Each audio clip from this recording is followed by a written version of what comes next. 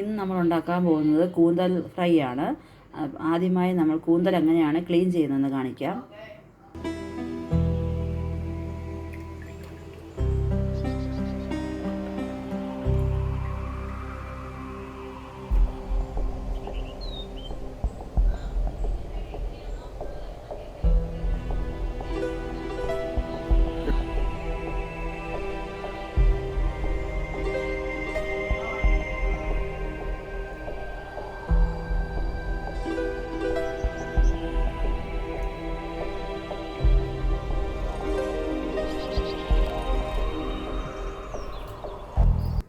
കണവ എങ്ങനെയാണ് കട്ട് ചെയ്യുന്നതെന്ന് കാണിക്കാം.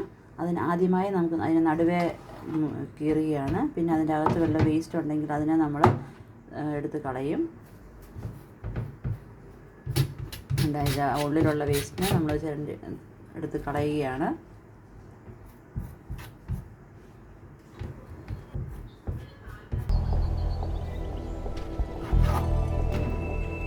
അതിനുശേഷം അതിനെ നടുവേ മുറിച്ചുകൊണ്ട്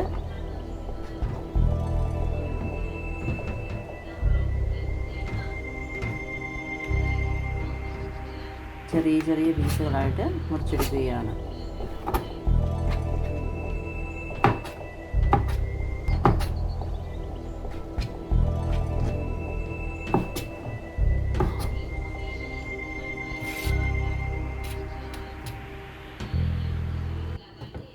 ചില സ്ഥലത്ത് കൂന്തലെന്നും ചില സ്ഥലത്ത് കണവയെന്നും പറയും. നമ്മൾ ഇതിനെ കൂന്തലിനെ കുറച്ച് വിനാഗിരി ഒഴിച്ച് വൃത്തിയാക്കി 4-5 പ്രാവശ്യം കഴുകി വെച്ചിരിക്കുകയാണ്. ഇത് 1/2 കിലോ കൂന്തലാണുള്ളത്. നമ്മളൊരു പാൻ അടുപ്പേ വെച്ച് അത് ചൂടായിരിക്കുകയാണ്. അതിലോട്ട് നമ്മൾ വെളിച്ചെണ്ണ ഒഴിച്ച് കൊടുക്കുകയാണ്. അതിനാവശ്യമായ പൊടികളെല്ലാം നമ്മളൊരു പാത്രത്തിൽ റെഡിയാക്കി വെച്ചിരിക്കുകയാണ്. ഒരു 1/2 സ്പൂൺ മുളക് പൊടി, 1/4 സ്പൂൺ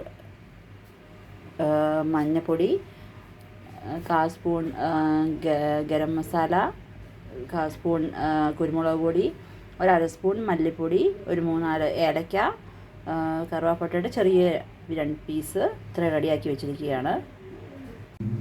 അതിനാവശ്യമായ 2 തക്കാളിക്ക് എടുത്ത് വെച്ചിരിക്കുകയാണ്.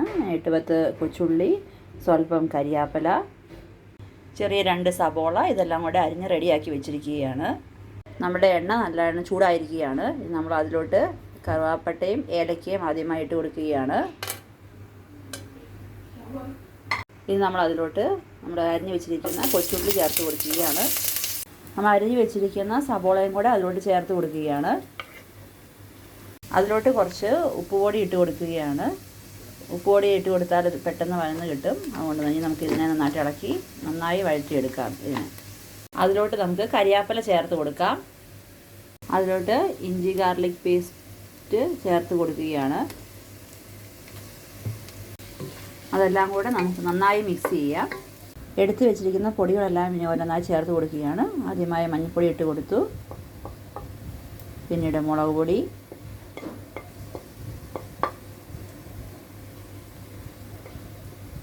മല്ലിപ്പൊടി, കുരുമുളക് പൊടി, ഗരം മസാല എല്ലാം ചേർത്ത് കൊടുത്തു.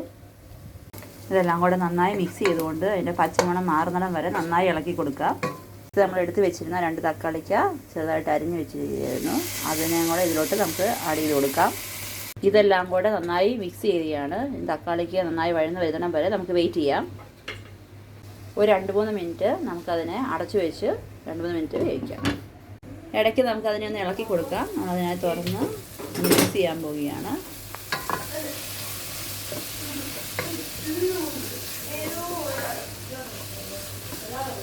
കണവ നമ്മൾ ചേർത്ത് കൊടുക്കുകയാണ്.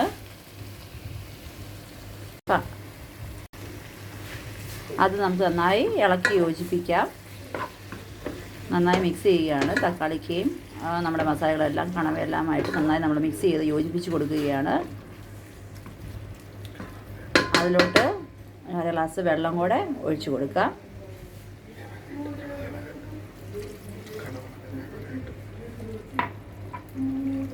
കണവ നന്നായി വേവാനായിട്ട് ഇനി നമ്മൾ അതെല്ലാം കൂടെ വെള്ളമെല്ലാം ഒഴിച്ച് കൊടുത്ത് നന്നായി മിക്സ് ചെയ്ത് നമുക്ക് അടച്ചു വെച്ച് അതിനെ വേവിക്കാം. ചെറിയ തീയിലാണ് വേവിക്കുന്നത്. അതിലോട്ട് നമ്മൾ കുറച്ചും കൂടെ ഉപ്പ് ചേർത്ത് കൊടുക്കുകയാണ്. അതിനെ വീണ്ടും അടച്ചു വെച്ചുകൊണ്ട് ചെറുതീയിൽ കുറച്ച് നേരം കൂടെ നമുക്ക് തന്നെ വേവിക്കാം. തുറന്ന് വെച്ച് നമ്മുടെ കൂന്തൽ റോസ്റ്റ് അങ്ങനെ റെഡി ആയിരിക്കുകയാണ്. അങ്ങനെ ചെറുതീയിൽ തുറന്ന് വെച്ച് നമ്മളൊന്നും കൂടെ ഒന്ന് ഡ്രൈ ആക്കി എടുക്കുകയാണ്. നമ്മുടെ കൂന്തൽ റോസ്റ്റ് അങ്ങനെ റെഡി ആയിരിക്കുകയാണ്. ഇനി നമുക്കിതിനെ സെർവിങ് ഡിഷിലോട്ട് നമുക്ക് മാറ്റാം. അങ്ങനെ നമ്മുടെ കൂന്തൽ റോസ്റ്റ് റെഡി ആയിരിക്കുകയാണ്. എല്ലാവരും ഇത് ട്രൈ ചെയ്ത് നോക്കുക. ഞങ്ങളുടെ ചാനൽ ആദ്യമായാണ് കാണുന്നതെങ്കിൽ സബ്സ്ക്രൈബ് ചെയ്യുക, ലൈക്ക് ചെയ്യുക, ഷെയർ ചെയ്യുക.